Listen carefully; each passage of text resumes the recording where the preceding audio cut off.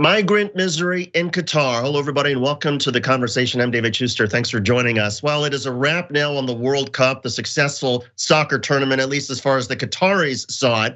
But it may be a long time before many of us are able to forget all of the terrible working conditions for the migrant workers, the dangers that they faced in building up the stadiums, the highways, the infrastructure over the last decade that made this World Cup tournament possible. And somebody who's been writing about and covering the difficulties facing migrant workers in Qatar for a decade now is Pete Pattisson. He's a freelance journalist who writes for The Guardian.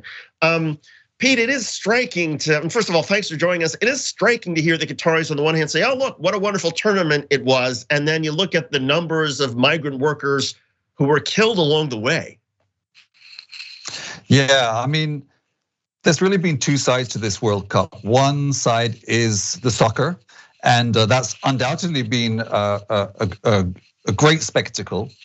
And the other side is the men who put this tournament together, effectively the men who built the stadiums, who built all the infrastructure, and who served throughout the tournament as security guards, as hotel staff.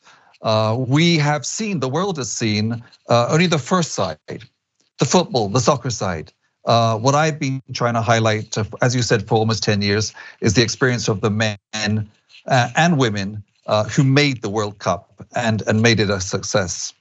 And for a lot of people who don't realize, I mean, Qatar, one of the wealthiest countries in the Middle East, but the migrant workers largely came from very poor nations in Southeast Asia. They were not entitled to the same sort of ordinary housing as the average Qatari. They were essentially warehoused while they were there, making money to send back home. Yes, correct. I mean, Qatar is located between some very poor countries. And it itself has a very small population. And so after the World Cup was awarded to Qatar, it needed to recruit hundreds of thousands of workers to build the infrastructure for the event. And so it turned to its impoverished neighbors to look for that workforce. So particularly countries in South Asia, India, Bangladesh, Nepal, and increasingly in recent years, countries from East Africa, particularly Kenya and Uganda. And these countries are very poor, and therefore workers are desperate for work. And they eagerly took up this option for work in Qatar because of lack of options at home. And let me explain just briefly how this works. Using an example I documented just a few months ago. One of the major stadiums, soccer stadiums that many of your viewers may have seen is called Al Bayt Stadium. It hosted the semi-final amongst many other matches. And I visited Al Bayt in the summer, and I spoke to the men who were looking after the grounds around the stadium. There's some beautiful parkland there. And they told me that every single one told me they had paid huge fees to recruitment agents in their own countries to secure their jobs. Anything from $1,000 up to $4,000, which is a mind-boggling amount for someone who is, for example, from Bangladesh. So they arrived in Qatar in debt, deep in debt, and they had to work for months, sometimes years, to pay that back. And that's difficult to do because their wages are very, very low. The minimum wage in Qatar even now works out at about $1.30 an hour as a basic minimum wage. And remember, Qatar is one of the wealthiest countries in the world. And so you might say, well, why don't they just change their job? And despite legislation that should allow workers to change jobs, everyone I spoke to said they could not change their job. Their employer would not let them leave. And then one day I followed their bus, the workers' bus, from the stadium back to where they lived. And they really lived on what was a farm on the edge of the desert. Appalling conditions, living in small cabins, 3, 4, 5, 6 men to a room in bunk beds, no privacy, no personal space. And while not all workers involved in world construction suffered this kind of experience, many, many did.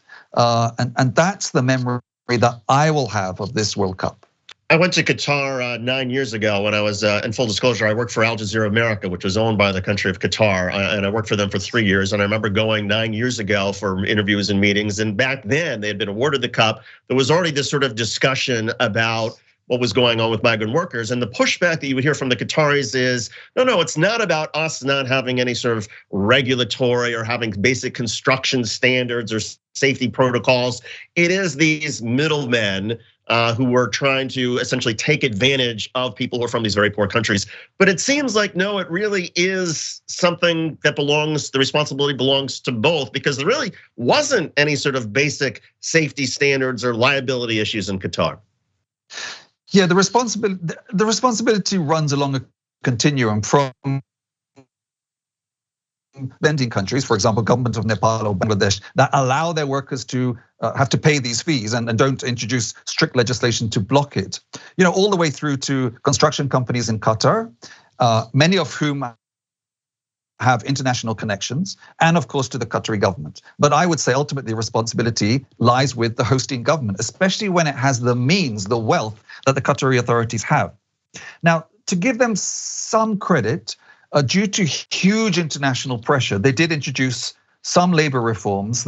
The most significant ones were the abolition of the kafala system and the introduction of a minimum wage. Now, let me just briefly explain the kafala system. This is a system under which workers were tied to their employer and could not change their jobs without their employer's permission. Now, in other words, that's just a license to exploit. If you're a boss and your workers can't leave, why should you treat them well?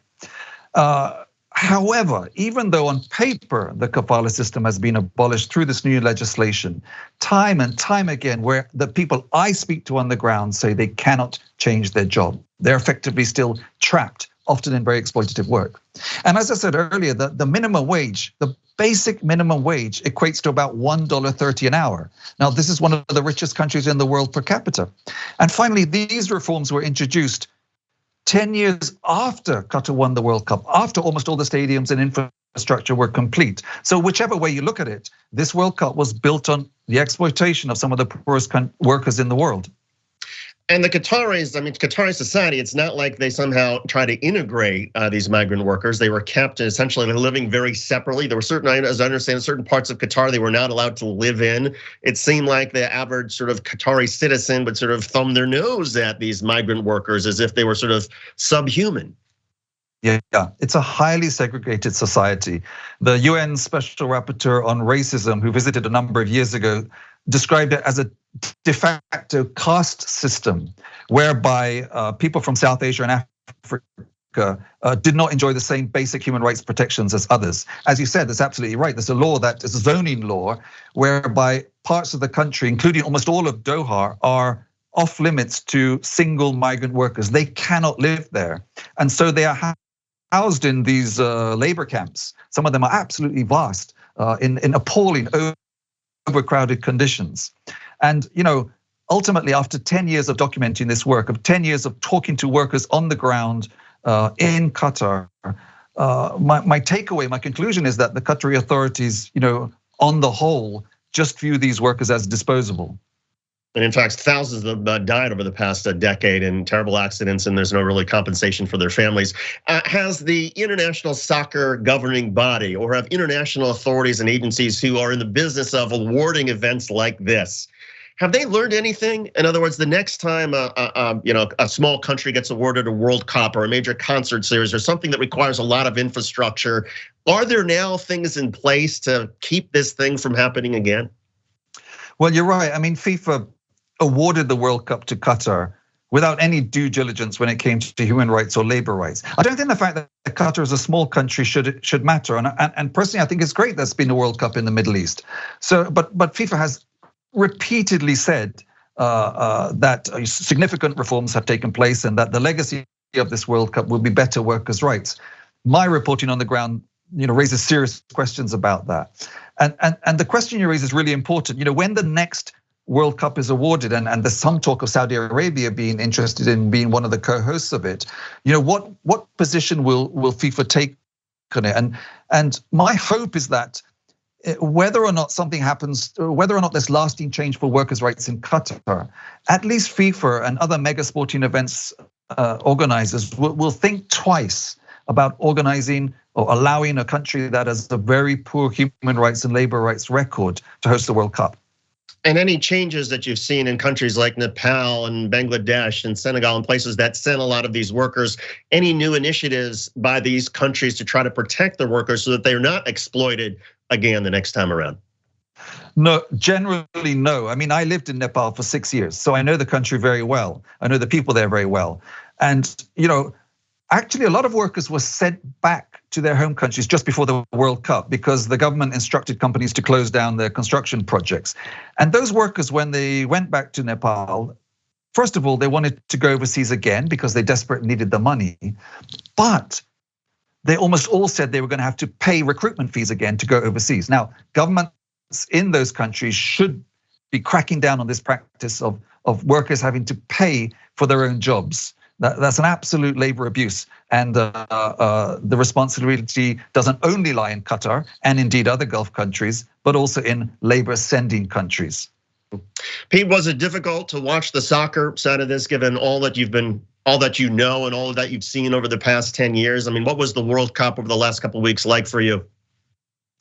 Yeah, it's an interesting question. A lot of people ask me that, and to some extent, I think it's irrelevant. Well, I think that a lot of people in the West had this kind of, real battle with their emotions. Should we boycott it? Should we watch it? What difference does that make to the worker? For me, the things that matter is will there be a benefit to the workers? And just before the World Cup, I documented a group of security guards who were being paid an overtime rate of about 40 cents an hour. They are still being paid an overtime rate of 40 cents an hour. That's what angers me. Pete Pattisson, he's a freelance journalist who writes for The Guardian and has been doing a really incredible work for the last decade in highlighting the exploitation of migrant workers in Qatar, the workers who built the stadiums and the bridges and the tunnels and the highways and all the infrastructure that enabled FIFA to have the World Cup come off as the soccer success that so many people have described it. But in terms of a human rights success, I think there's a strong argument that it has been an absolute stain on FIFA in terms of the human rights record and the exploitation of workers. But in any case, Pete, thanks so much for joining us. We appreciate it. My pleasure. Thank you. Pleasure.